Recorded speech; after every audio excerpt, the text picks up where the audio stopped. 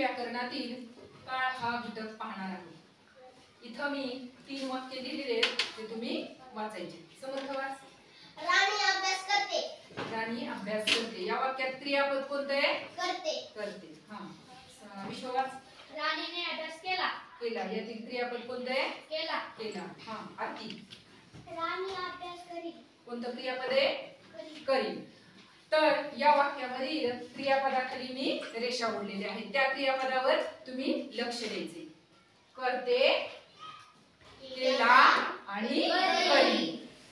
या क्रियापदामध्ये करण्याची क्रिया घडलेली आहे, पण ती क्रिया घडण्याची जी वेळ आहे ती काय आहे? निरनिराळी आहे। करते या क्रियापदावरून क्रिया आत्ता घडत आहे हे आपल्या लक्षात येतं। तर केला या क्रियापदावरून क्रिया घडून गेली हे आपल्या लक्षात येतं। तर करील या क्रियापदावरून क्रिया पुढे घडणार आहे हे आपल्या लक्षात येतं। म्हणजेच क्रियापदावरून क्रिया केव्हा घडली याचा जो बोध होतो त्यास काय म्हणतात? काळ असे म्हणतात।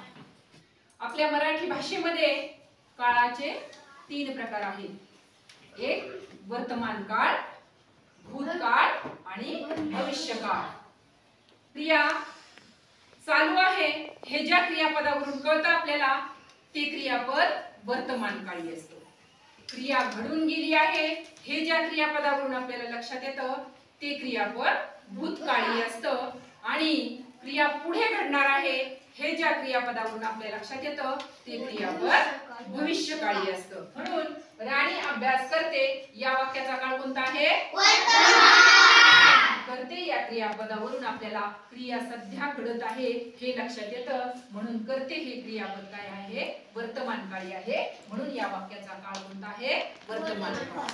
राणीने अभ्यास केला हे वाक्य कोणत्या काळात आहे? केला म्हणजे पूर्वी घडून गेली क्रिया, म्हणजे हे क्रियापद भूतकाळी आहे, म्हणजे या वाक्याचा काळ कोणता आहे? भूतकाळ।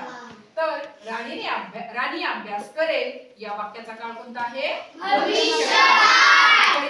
म्हणजे क्रिया पुढे घडणार आहे, म्हणून हे क्रियापद भविष्यकाळी आहे, म्हणून या वाक्याचा काळ कोणता आहे? भविष्यकाळ आहे। आलं लक्षात? तर तुम्ही काय करायचे?